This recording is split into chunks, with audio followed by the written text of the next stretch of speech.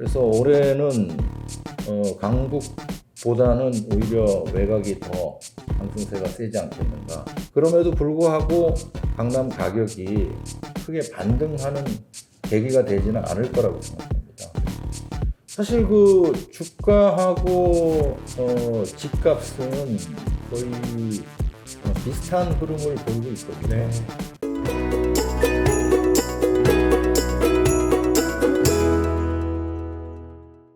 안녕하세요, 매부리 TV 시청자 여러분.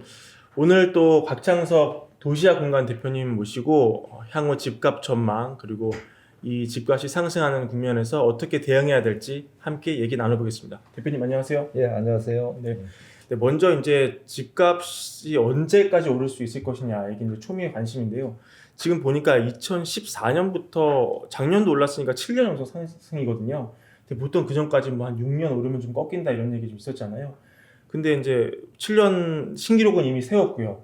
그럼 올해는 어떻게 되며 이제 내년에는 어떻게 되고 2023년은 어떻게 되고 어떻게 보십니까? 집값이 꺾인 때를 돌이켜 보면요. 네. 1991년도에 분당 일산 같은 일기 신도시 입주하면서 꺾였고요. 네. 그다음에 2008년도에 글로벌 금융위기가 터지면서 또 2기 신도시 입주할 때였거든요. 그때 꺾였는데 이번에도 비슷할 것 같아요. 이번에도 둘 중 하나겠죠. 뭐 3기 신도시 입주할 때거나 아니면 세계 경제가 그 공황이나 침체로 가게 될 때 둘 중 하나일 겁니다. 그러면 당분간 이제 세계 공황은 조금 다른 변수니까 제껴 놓는다고 치면요. 지금 이제 올해 사전 청약을 들어간단 말이죠. 3기 신도시가 7월부터. 그럼 이게 이제 청약하고 뭐 토지 작업하고 짓고하려면 하세월이잖아요. 그러면 입주가 2026년, 7년 정도는 돼야 되겠죠. 그 정도 되겠죠. 그러면 이제 그때까지는 계속 오른다고 보시는 거예요.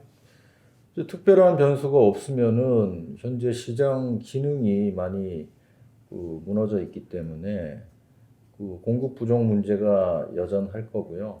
전세난이 계속되는 한은 집값이 좀 꺾이기는 힘들다고 보죠. 그럼 올해는 얼마나 오를 것 같으세요? 뭐 퍼센테이지로 예상한다는 게 큰 의미가 없는 것 같아요. 작년과 비교하면요. 작년에도 꽤 많이 올랐거든요. 지금은 이제 통계 기관별로 너무 예. 수치가 차이가 크게 나기 때문에 작년에 KB 기준으로 보면 서울 아파트가 한 13.4%인가 네. 이제 오른 것 같은데 제가 볼 때는 하여튼 전국 평균으로 보면은 작년보다도 올해가 한 2배 정도는 가지 않겠는가 보고 있고. 작년에 2배만큼 오래 오른다는 말씀이시네요. 예. 다만 이제 지역별로는 그동안 많이 올랐던 지역들은 상승폭이 좀 제한되고요. 그동안 못 올랐던 곳들이 오히려 상승폭이 커지지 않겠나 그렇게 봅니다. 네. 그렇다면 조금 이제 스코프를 좁혀서요. 지난번에 뭐 이렇게 지역을 좀 말씀하셨던 것처럼 올해도 이제 서울 수도권은 전반으로 일단 한번 훑어본다면 일단 뭐 강남이 뭐 많이 오른다. 아니면 서울 외곽이 좀 많이 오른다. 아니면 뭐 수도권, 일산, 분당에 여전한 불장이 예상된다. 뭐 이런 식으로 좀 카테고리화 하자면 어떤 쪽에 의견이 가까우세요? 우선 지방을 떼놓고 구분을 하자면은 뭐 서울을 강남, 강북으로 나눌 수 있을 거고요. 네. 그 다음에 이제 수도권 외곽 이런 식으로 나눌 수 있을 텐데, 강남은 뭐 일찌감치 많이 올라 있는 상태고, 작년에 강북이 본격적으로 많이 올랐고, 작년 연말쯤부터 이제 뭐 일산을 필두로 해서 외곽 지역의 상승세가 시작됐습니다. 이런 추세는 해가 바뀌어도 지속될 거로 보여지거든요. 그래서 올해는 강북보다는 오히려 외곽이 더 상승세가 세지 않겠는가. 이제 뭐 순위를 꼭 나눈다면은 이제 외곽, 강북, 강남, 외곽, 강북, 강남. 뭐 이런 순서가 될 것 같습니다. 지방은 지방 그 생활 권역별로 편차들이 심하기 때문에 지방은 지방대로 따로 봐야 될 것 같아요. 외곽이면은 뭐 위쪽으로는 일산, 파주 이렇게 있고요. 남쪽으로는 광교도 있고요.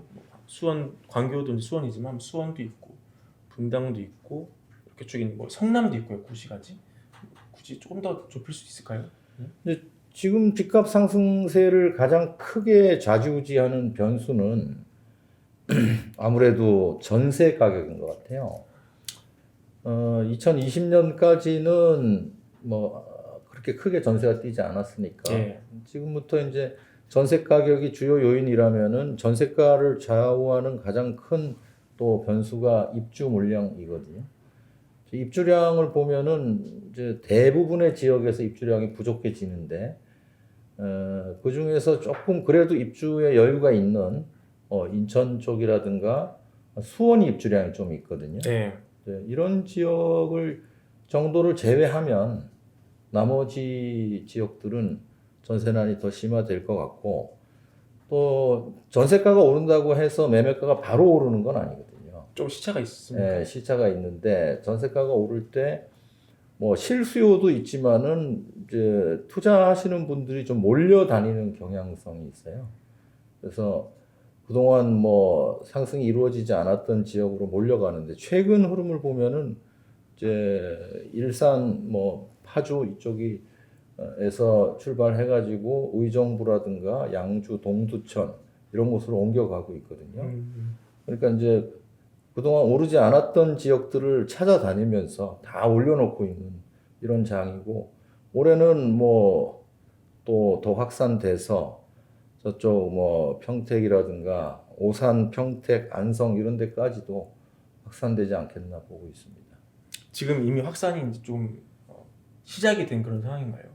뭐 오산 정도는 됐지만은 뭐 평택도 일부 지역이고 안성까지는 아직은 아닌 것 같은데 그게 뭐 시간의 문제이지 언제 그렇게 될 거라는 건 정확하게는 모르지만 올해 정도면은 시작되지 않겠는가 보고 있습니다. 네, 알겠습니다. 그리고 최근에 이제 중요한 재건축 시장에 뒤흔들 만한 그런 변수가 있었죠. 원베일리 분양가가 5,669만 원이라는 정말 높은 가격. 물론 이제 실입주 때 형성된 시세와는 여전히 괴리가 있습니다만 그래도 이 분양가가 나왔다는 것 자체만으로 놀라운 일입니다. 이런 게 어떤 강남 재건축 전반에 좀 긍정적인 파급 효과가 있을 거라는 전망도 있는데 어떻게 보세요? 근데 평당 5,600만 원이라는 돈이 그렇게 놀라운 돈인지는 모르겠어요. 그 전에 이제 허금약가 워낙 이제 잡아놨으니까요. 그러니까 현재 주변 거래 시세가 뭐 평당 8천에서 1억 사이를 왔다 갔다 하는데 네. 신축 아파트가 5,600만 원에 분양한다면은 이게 높은 가격이라고 하는 건 어폐가 있는 얘기죠. 사실 엄청나게 싼 가격이죠. 그만큼 이제 그 HUG에서 분양가 통제를 강하게 했기 때문에 상대적으로 비싸게 느껴질 뿐이고 네. 다만 이 일반 분양 물량이 적습니다. 그 숫자가 적다는 게 의미하는 바는 그만큼 그 청약 경쟁률이 세게 나타난다는 거죠. 네. 또 이렇게 막 수백 대 일 경쟁률, 뭐 최고 몇천 대 일 이런 얘기들이 나오면은 또 이 시장을 자극할 우려가 조금은 있는 거죠. 그러나 뭐 그럼에도 불구하고 지금 뭐 강남은 여러 가지 대출 규제라든가 또 종부세라든가 뭐 거래 허가제라든가 이런 것들이 묶여 있기 때문에 그럼에도 불구하고 강남 가격이 크게 반등하는 계기가 되지는 않을 거라고 생각합니다. 그렇군요. 네. 그러니까 재건축 사업성이 좀 좋아지긴 하지만 이미 이제 많이 올라 있고 또 규제도 여전히 있기 때문에 그게 확 자극을 줘서 가격을 틀 만한 그런 변수는 되지 않겠다고 보시는 네, 그런 그렇습니다. 거죠. 네. 그리고 아까 잠깐 말씀하시다가 이제 좀 얘기를 뒤로 돌렸는데요. 지방 부동산 거의 지금 완전 두더지 장세거든요. 여기를 이제 묶어 놓으면 여기가 튀고 여기를 또 잡아 놓으니까 옆에 튀고 계속 반복되고 있는데 올해 어떻게 좀 전개될 것 같습니까? 지방도 이제 과거와는 다르게 수급 불균형의 시대로 접어든 것 같아요. 거기도 입주가 딸려요? 예, 입주량이 딸리고 전세가 뛰기 시작하고 네. 전세 수급 지수도 뭐 5대 광역시들 보면은 거의 대부분 190 뭐 언저리로 가 200점 만점에 예. 그렇게 가고 있는 상황을 보면은 이제 수급 불균형이긴 하고 또 워낙 수도권의 규제가 많고 수도권은 가격이 먼저 올라 있기 때문에 지방을 찾아서 투자자들이 움직이는 건 사실이지만 과거와는 달리 지금 취득세, 중과세가 있기 때문에 네. 과거처럼 그렇게 막 그 사재기를 한다든가 이런 현상은 좀 약할 것 같아요. 네. 그러나 뭐 그럼에도 불구하고 여전히 전세가가 매매가를 밀어 올리다 보니까 과거에 보기 어려울 정도의 불장이 예상이 되고 있고요. 다만 좀 지방은 주의해야 될 게 뭐냐면 이제 수도권은 인구 2,500만 명이 동일 생활권에 있지 네. 않습니까? 그러니까 그만큼 시장이 크기 때문에 서서히 데워지는 측면도 있지만은 또 식을 때도 서서히 식게 되는지만은 뚝배기 같네 그러니까. 예, 지방은 그게 아니고 생활 권역 안에 인구가 뭐 100만 명, 200만 명 이런 수준뿐이 안 되거든요. 서울 수도권에 거의 뭐 20분의 1 이런 수준뿐이 안 되기 때문에 그만큼 빨리 달궈질 수도 있지만은 말하자면 거기에 일정 부분 공급이 이루어진다든가 하면은 금세 식을 수도 있거든요. 그래서 그런 수급 상황을 잘 판단을 해 봐야 됩니다. 이렇게 보통 제가 1, 2, 3라고 표현하는데 네. 웬만한 중소도시들 보면은 처음에 한 단지 분양하고 두 단지 분양할 때까지는 괜찮아요. 근데 네. 세 번째 단지 나오면 시장이 확 식어버려요. 그런 경우들이 그래요? 많았거든요. 분양 기준이죠. 그렇죠. 분양하는 물량 기준으로 해서. 그만큼 어느 정도만 공급이 이루어지면 금세 식을 수 있다는 면도 늘 염두에 두고 투자를 하셔야 될 겁니다. 그리고 지금 주가가 또 사상 최고점을 찍고 있거든요. 코스피가 3,000이 넘었습니다. 곽 대표님은 부동산 시장을 보시는 분이지만 과거에 이제 주식 시장이 뜨거울 때 부동산에 어떤 영향을 미쳤냐도 경험을 갖고 계실 것 같아요. 보통 이렇게 주식 시장이 뜨거운 이후에 부동산 시장이 어떻게 좀 국면이 펼쳐지더라 이런 것 좀 말씀해 주실 수 있을까요? 사실 그 주가하고 집값은 거의 비슷한 흐름을 보이고 있거든요. 네. 우리 코스피가 1980년에 개장을 하고 이제 본격적인 상승이 시작됐던 때가 한 86년도부터 네. 시작해서 아시안 게임 할 때. 89년도 상반기에 네, 피크를 그때 1,000 도달하거든요. 정도 찍었죠. 예, 그 100에서 1000까지 네. 간 거죠. 사실상 86에서 89년 사이 한 3년여 만에 그렇게 갔는데 그때 집값도 많이 올랐습니다. 전국적으로. 그리고 이제 주가가 피크를 친 이후에 한 2년 정도 후에 91년 상반기에 집값이 침체기로 네. 접어들기 시작하거든요.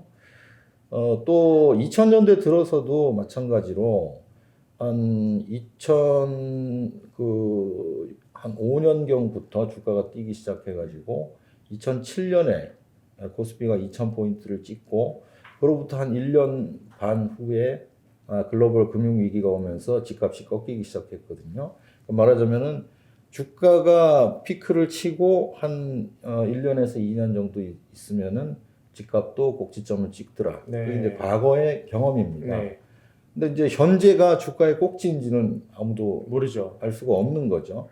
근데 과거 사례를 보면은 대체로 우리 주가는 전 고점에 비해서 한 2배수 정도 오르면은 꼭지점을 형성하는 경향성이 있었거든요. 그러나 지금은 코로나로 인해서 전 세계적으로 돈이 워낙 많이 풀려 있기 때문에 전 고점에서 2배 그칠지 어떨지는 좀 더 지켜봐야 될 것 같습니다. 근데 대표님 말씀대로라면 그 대표님 보시기에 한 26년 정도까지는 이제 주가시 오른다.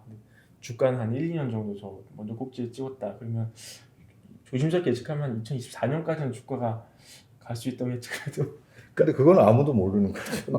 그게 과거가 똑같이 반복될지 뭐 달리 반복될지는 알 수가 네. 없으니까.